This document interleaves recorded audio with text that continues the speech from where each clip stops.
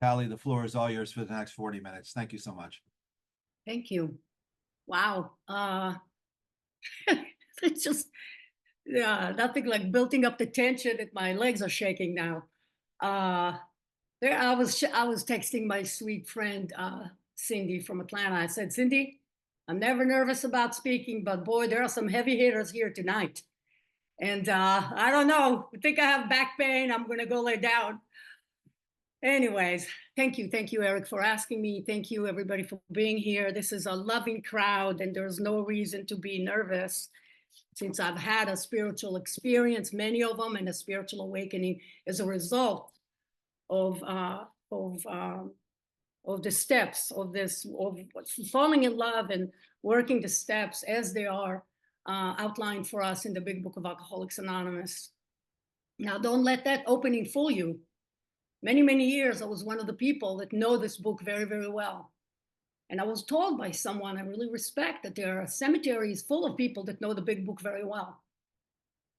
And I felt death at my door for quite some time, some years, touch and go, while living in the rooms of Alcoholics Anonymous. I never not been to meetings. I never not had a sponsor. I never not sponsored a bunch of women. I never not been involved in service. I never not been totally involved. And yet there are some times of darkness that I don't even know what brought them on. Oh, I think I do, and I will get into it in just a moment. So let me put, now that I spent already 5 minutes, let me put 35 minutes. And so I will tell you a little bit in just a little while what I think was the problem, what I presume to be the problem, and somehow the problem is not present today. And so here there is no more for today, no more darkness. I don't think that we are guaranteed when we get sober that it's always going to be light, it's always going to be amazing, we're going to be catapulted and stay catapulted somewhere on the ceiling. I don't think that's what Bill was what he meant, but so we are still living life, and there will still going to be some ups and downs. Anyway, so my sobriety date is April 26, 1990. I have a sponsor.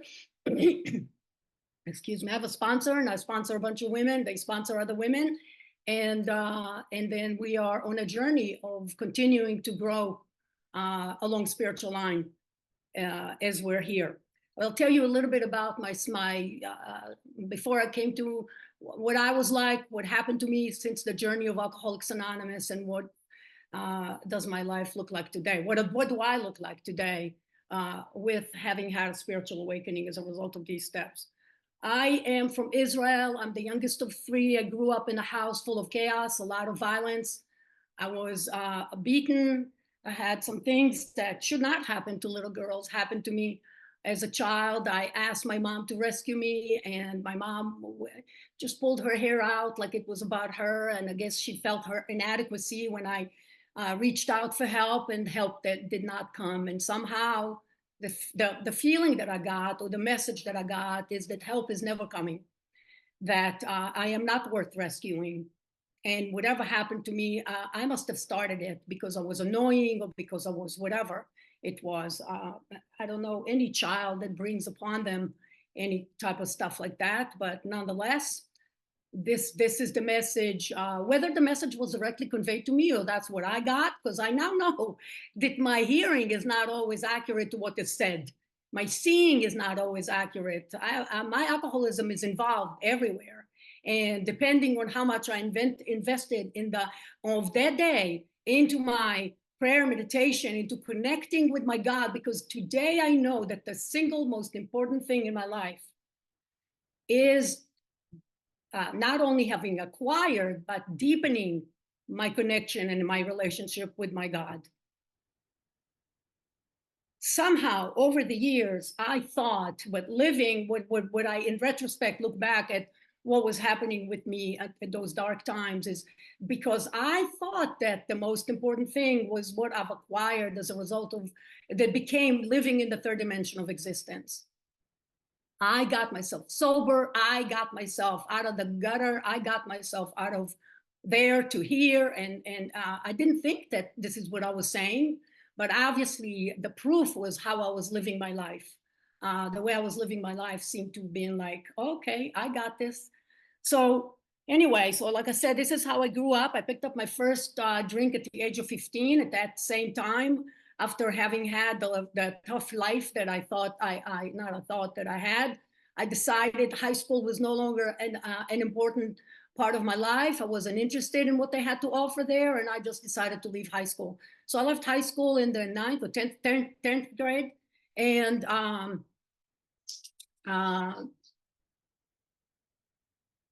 had my first drink. I went to a wedding, and in Israel we have a lot of hors d'oeuvres on the table before the reception, and I had one friend pour me a very tall glass of whiskey, Johnny Walker Red, this much Coca-Cola on top. It was so disgusting to taste that I guzzled the whole thing. His brother was sitting to my other side, said, "Oh, she finished it. Give her another one." So I got the other one, another tall, very tall glass of Johnny Walker Red, this much Coca-Cola in it. I guzzled the whole thing, and I face planted in the hummus. The wedding didn't begin. The reception didn't begin. Nobody went anywhere. No, not one song was played, and I was already with my face in the hummus. I was carried outside. One of them, there were two brothers. One of them held me up. The other guy stuck his fingers down my throat. They made me throw up. They took me home, gave me to my parents. My father put me with my clothes and shoes and everything in the shower and poured cold water on me. And unlike many of you, it's not like I said, "Oh, I can't wait to do it again." It was disgusting, disgusting. And I did not have a drink for quite some time after that. I was introduced, so it wasn't like a big sacrifice. I was introduced to some other outside goods in the neighborhood. So don't you worry. I had my checking out as I went on. So kind of like floundered around between jobs as a secretary. I still don't know how to type, so I don't know how I functioned as a secretary. Not even in Hebrew, I don't know how to type. So floundered around until it was time to go to the army. At the age of 18, I was recruited to the army, as everybody is in Israel. And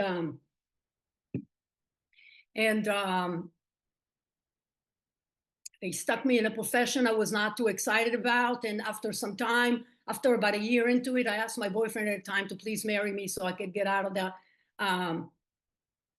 army. And he married me, and I got out.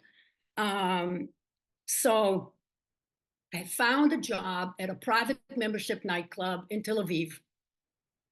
All the who's and who's and all the important people and were there, and I was waiting on tables, and I started partying with these people and drinking, and I met this very wealthy Belgian man from Antwerp. He was a diamond dealer that came to buy diamonds in Israel, and he fell in love with me and took me all over Europe. We were skiing in the French Alps. We were, I went to England, to Switzerland, to Paris, to Belgium, obviously, and like the luxury was just unbelievable. It's just that my insides did not really match that outside luxury.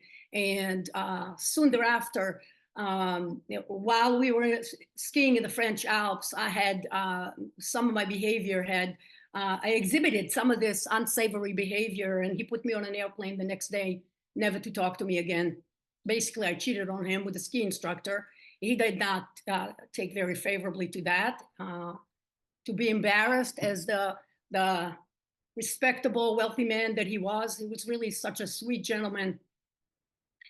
And he just put me on the next plane, never to talk to me again.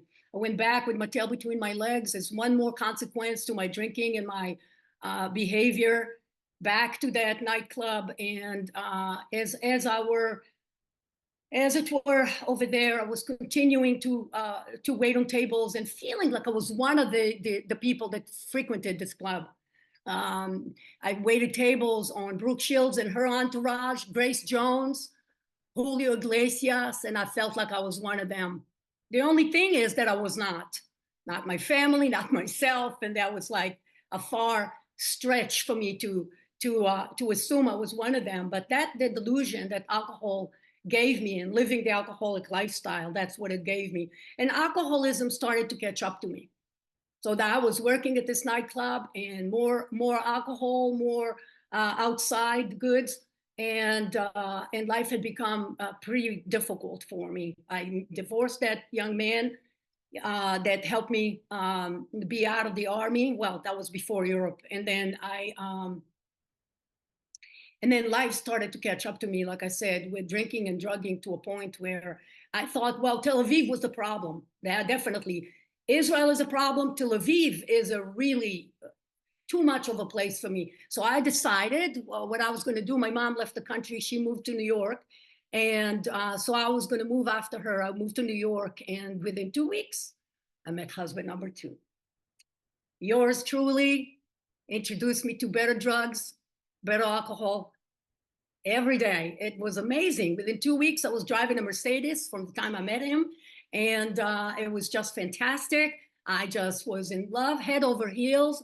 And this was just fabulous. In no time, I was married, then I had a baby, and life caught up to us. We were partying at Studio 54 and Club A, and all this lifestyle had just been fabulous. So fabulous that that catches up very fast also. So after a few years together, I had a baby that I now could no longer take care of.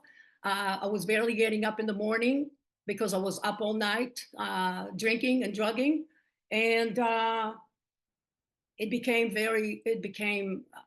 violent in our home.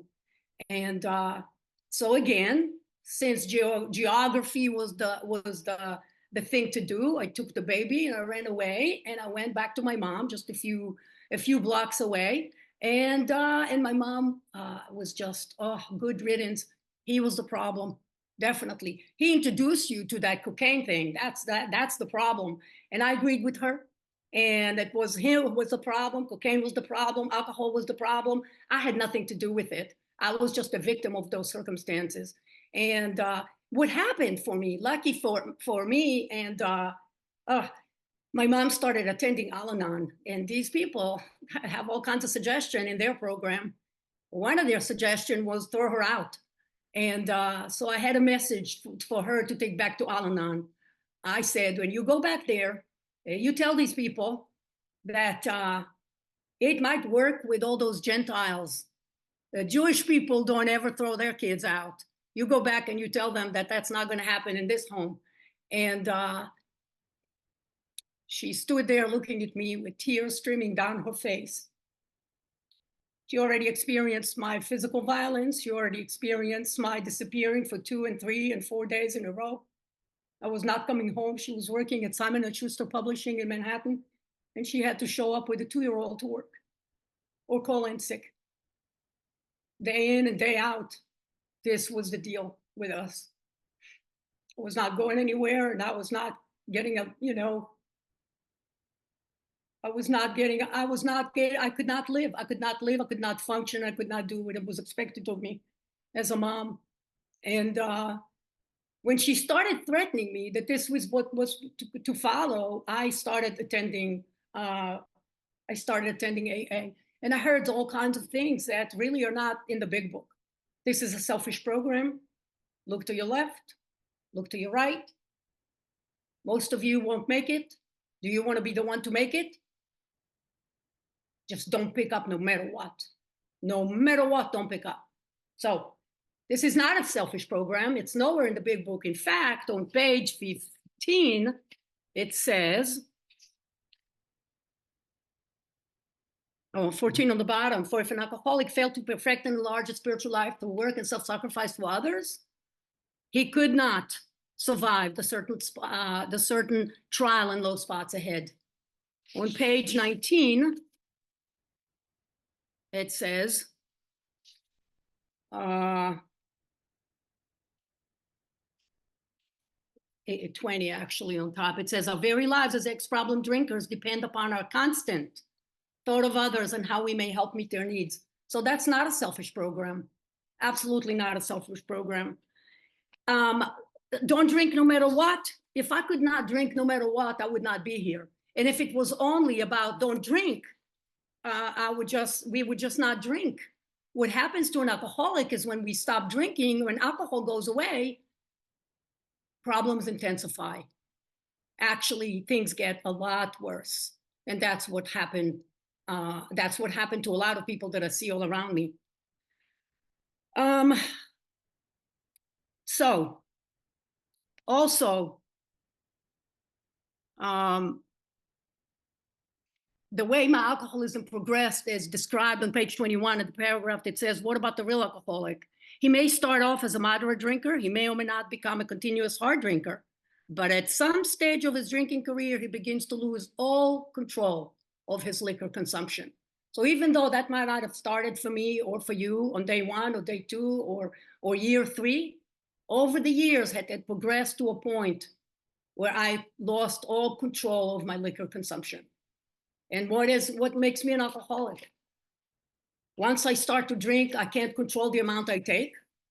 And if by some form of miracle, I run out of alcohol or run out of whatever supply that I have, somewhere along the way, I will regain supply and I will be back at the game all over again.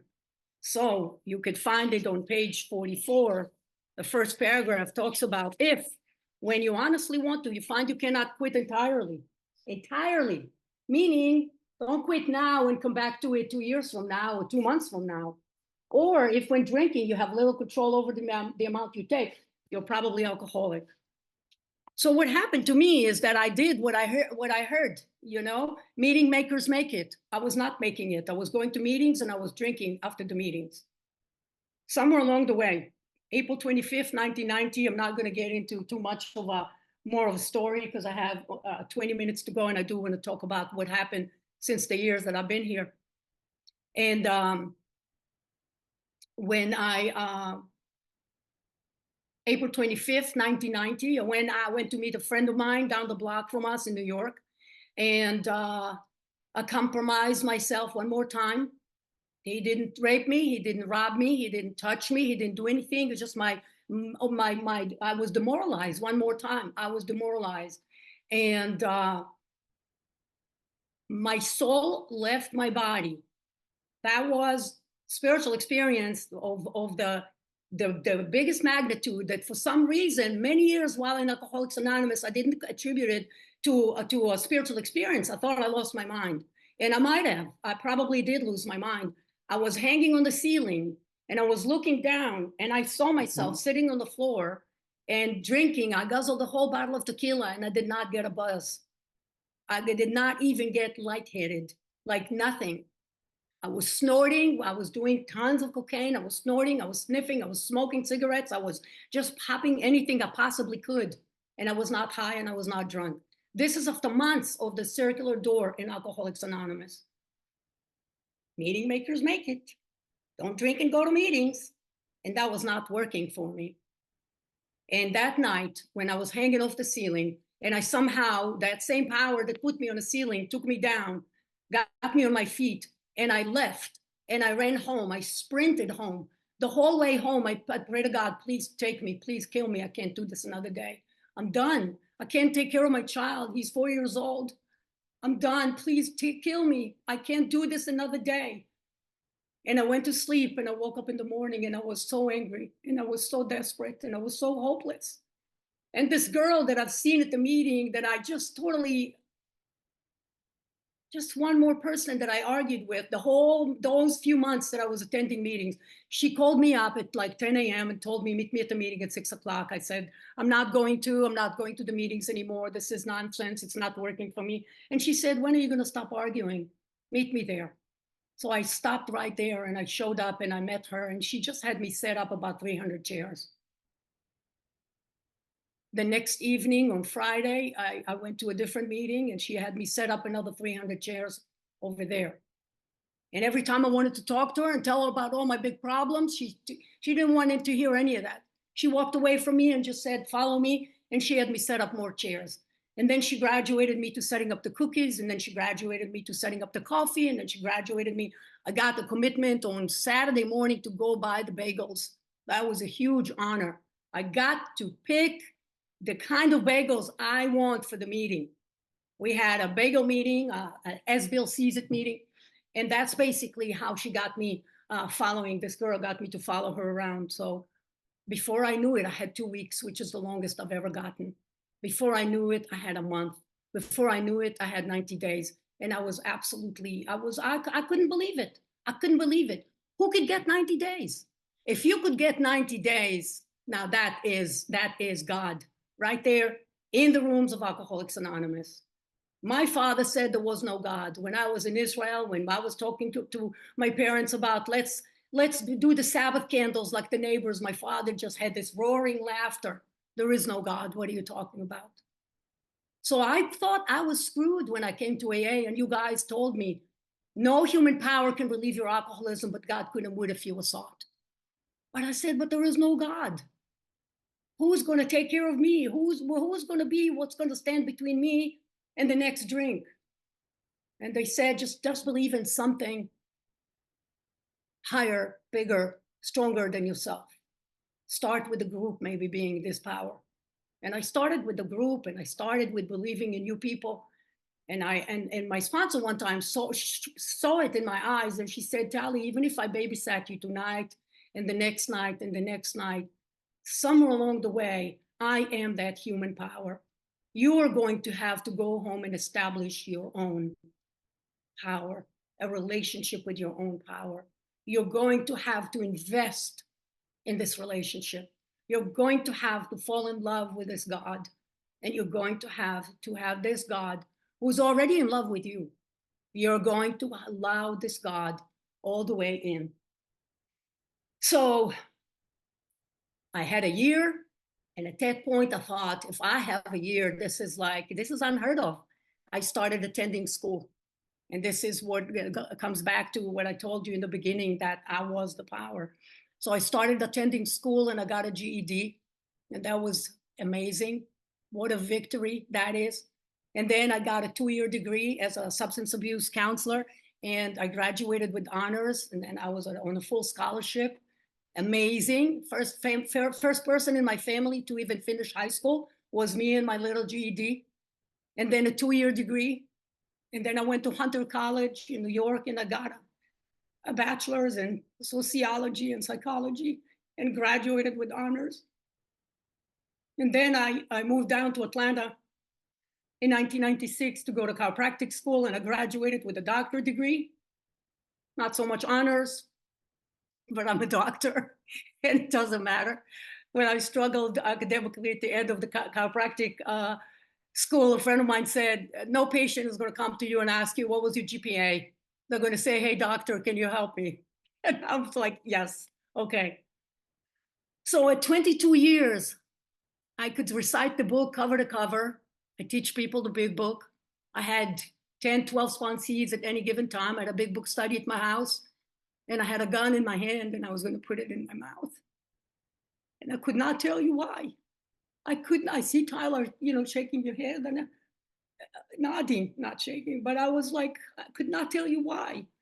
What was I doing that was wrong? I'd done everything you told me to do. Such dark hour. I was sober 22 years.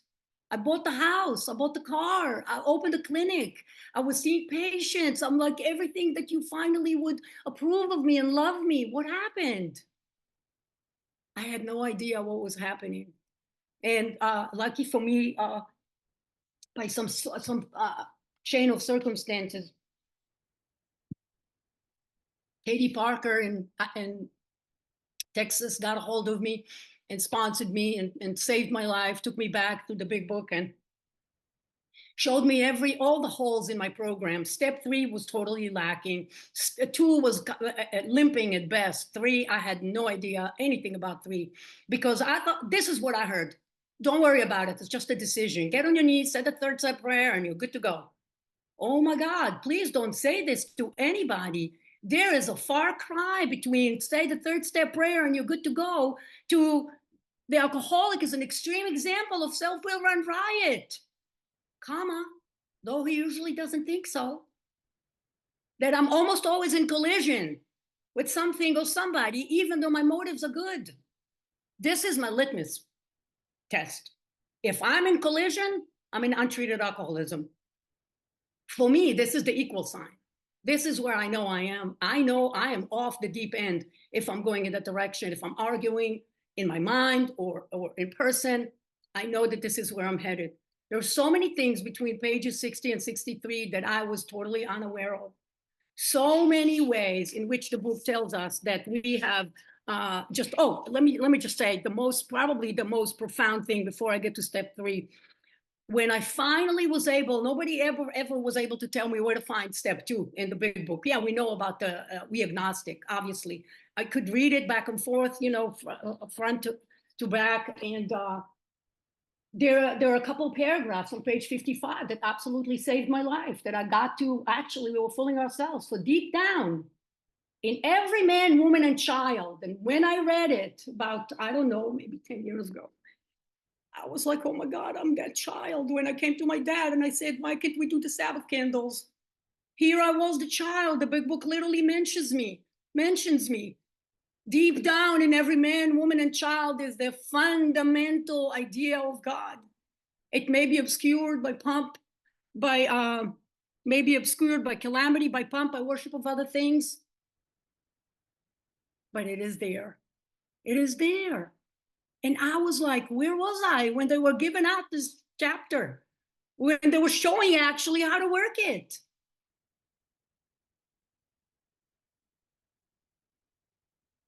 For faith in a power greater than ourselves and miraculous demonstrations of that power in human lives are facts as old as man himself. We finally saw that faith in some kind of God was a part of our makeup. It's a part of my makeup. I don't have to go to a beach to find God. I love Colorado, but I do not have to be in the Colorado mountains in order to find God. It's a part of my makeup. It's already deep down within me, within you. And if you don't know it or you don't feel it, that's okay. I think it took me 25 years of sobriety before I could feel the presence of God without denying it, without any argument with myself. A part of my makeup, just as much as the feeling we had for a friend. Now, here's the kicker. Sometimes we had to search fearlessly. He was there. This is my assignment to every sponsee. Sometimes we have to search fearlessly. Tell me what your search is like. What did you do to search? How many people you asked? How did you find? What did you do? What did your step 2 look like? If I don't have a good foundation in step 2, I could not get a good foundation in step 3. I could not make the biggest decision of my life. I cannot. Okay, so that was my journey with step 2. Then I go to step 3. And like I said, I had no idea anything about step 3. What usually happens with the actor, and myself being the actor, I am now going to be the director, the actor. I'm going to be anything and everybody on that stage. What usually happens, the show doesn't come off very well. He begins to think life doesn't suit him, doesn't treat him right. He decides to exert himself more. And this was my life. Exert myself more, exert myself more, exert myself more. I will do it with a smile. I generally don't start with a smile. I start aggressively because that's how I start. I don't know why. Why? Why not be gentle and lead with kindness and lead with grace and lead with poise? Why always assume people are out to get me? Because that had been my experience. But you know what? That experience was long ago. Long ago. It's time to say goodbye. The experience of today is all about being welcomed and welcoming. It's not about a battle and a struggle and a fight. So then I continue, I blame others, I do it with a smile, I do it this way or that way. He becomes angry, indignant, self-pitying. What is his basic trouble? Is he not really a self-seeker even when trying to be kind? Oh my God, how ugly is that statement? Even when trying to be kind, I'm a self-seeker. Because this whole these few pages talk to me about selfishness and self-centeredness. That is the root of my trouble. You can cut the branches all you want, but if the root is selfishness and self-centeredness, there's going to be some other work to be done. Other work to be done. I'm not going to just have to learn how to be well-mannered and sweet and extend a hand in service when I get to my home group. I'm not going to just set up chairs. I'm going to have to dig a lot deeper than that. Selfishness, self-centeredness, that we think is the root of our trouble, driven by 100 forms of fear, self-delusion, self-seeking, and self-pity. We step on the toes of our fellows and they retaliate. And I have to look. Where did I step on the toes of my fellows? That whether it's obvious or not so obvious, it says to me, invariably, we find that sometimes in the past we made decisions based on self, which later placed us in a position to be hurt. Every time I'm hurt and I'm calling you and I'm in so much pain, if you're a good friend, you're going to tell me, let's look at where you stepped on their toes. We don't help each other by saying, oh yeah, tell me what they did to you. We don't help each other. We really need to see the hard truth about ourselves. We need to give each other spiritual consent. Let me put it that way. Can't just go slap each other around like that with the truth. Sometimes we might have an invitation first. Anyway, and then it tells us this is the how and why of it. Clear instructions. First of all, we had to quit playing God. Why? It didn't work. Surprise. And then you look at my life. All I have to do is look back at my life and see, yeah, it didn't work. Everything I've ever tried did not work. Why? Because it was all grounded in selfishness, self-centeredness. How can I make myself feel good? How can I get myself out of poor me? Look at what happened to me. My childhood was horrific. I had a sponsor one time that treated me poorly. She gossiped about me. Who cares? Who cares? We have inventories for those things and we move on from there. And I better dig deep and look at what makes me or breaks me. And I better have a handful of some deep friendships, people in my life that I could do like the hardest work with. The hardest work with. Because if not, I will die. I told you that I've gotten everything I've ever wanted in 22 years. I had the handsome young boyfriend, I had the house, I had the car, I had the doctorate degree, everything seemingly I've always wanted. And I had a gun in my mouth. Well, what was it in my mouth? It was about to. So I need to dig deep into see these things. So anyway, this is the how and why of it. First of all, we had to quit playing God. It didn't work. Next, we decided the hereafter, in this drama of life, God was going to be our director. And I had to explore each and every role here. Him being the director, me being him being the principal, we are the agents, he's the father, I am the child. Most good ideas are simple. And this concept was the keystone of the new and triumphant arch through which we pass to freedom. And by the way, when I see the word agent, I always see myself wearing like a real estate agent. I'm wearing this polo shirt and I have this little thing here. Tali, God's agent. When I show up, when I visit you, do I show up as God's agent or am I self-serving? Even a remote chance that I'm doing service and I'm extending myself to you because it's going to help me get out of myself, that's not the right motive. That's not selfless. That's still selfish. And I better be rid of this kind of behavior. Well, and let me not say I better be rid. I can't be rid of anything. God will be rid of all the things in me which I cannot do for myself. And I don't know which ones, because 7-step prayer says, my creator, I'm now willing that you should have all of me, the good and the bad. Okay, going back to, so step 3, amazing promises. As we enjoy the peace of mind, I've never had a peace of mind until I finally got it. All of what I needed to get from step 2 and step 3. The other thing that Katie Parker introduced me to that was so important is the fact that I had no, other than the physical practice of steps 10 and 11, I really never dug deep to what that actually means. I recently found out by working this, another once over, that, or not found out, but kind of like I'm come to believe that step 10 and 11 are promises. Though it's not instructional where it says continue to watch for selfishness, resentment, dishonesty, and fear. When it says in step 11, we pause, that's not an instruction. Because if it was an instruction, why couldn't I pause? Back in the day, every time I tried to pause, I never could. suddenly I can. So that tells me it's a promise because I diligently have been working all the steps. I am constantly staying in the inventory process. I am constantly opening myself to you, to some feedback. I am constantly deepening my relationship with God. And I will spend, I have just 2 or 3 minutes, I'll spend, well, telling you what I do with my relationship with God today. I started following Father Thomas Keating, and I'm in my prayer and meditation today is centering prayer. There is choosing of a sacred word, which is not a mantra. It's not to be said like a mantra repeatedly.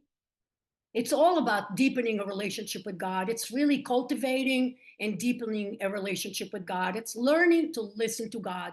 And when a thoughts start to kind of go like bubbles like that, and I start to, go along with them, whether it's good or bad ones, doesn't matter.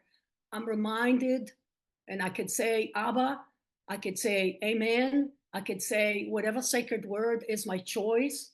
And I'm being reminded that I consented to God's presence and action within. I consented to God's presence and action within. And I feel such a sense of love when I engage in that kind of meditation. Prayers, I never had a problem. Like I said, I memorized half the book. And again, like I said, there are people, it's a sad thing. There are many people that in the cemetery that know the big book better than me. They're dead not because they lack the answers. I almost died not because I lacked the answers. It's because I lacked the questions, because I was not asking God, because I was not going to God, because I was not deepening this connection ongoingly. Ever since that process should have been ever since April 26th of 1990. There is no should have or would have. I am exactly where I'm supposed to be today. I'm very grateful to be where I am today. I'm very grateful for my curiosity and the love relationship that I have with God, and I have with some very amazing people that are dear and near in my heart, that I know I could talk about anything, and I take my inventories to them, and I do dig deep, and I take it to my sponsor, and I am happy to be engaged in subjecting in giving more than one person a spiritual consent to be able to, okay, show me, what do you think about this dilemma? And I'm being guided one more time, not slapped around, not stomped on, just guided with love back to the answers, back to the work, back to the inventory, and back to the process of amends. This has to take place. The people that we see die in Alcoholics Anonymous, we call it in a broad term untreated alcoholism, but basically as the people that did not finish 4, did not finish 9, and did not continue to enrich and enlarge their spiritual life, to work and self-sacrifice for others. Easy. And the fakers you could see a mile away, because I don't think I don't want to say like I faked it deliberately, but like there were times that I was like, who am I? Who am I teaching people the big book? And I just don't feel it. Anyway, I'm so grateful to be here. I'm so grateful to share my truth, painful truth, sometimes embarrassing truth. Thank you, Eric, so much, so much.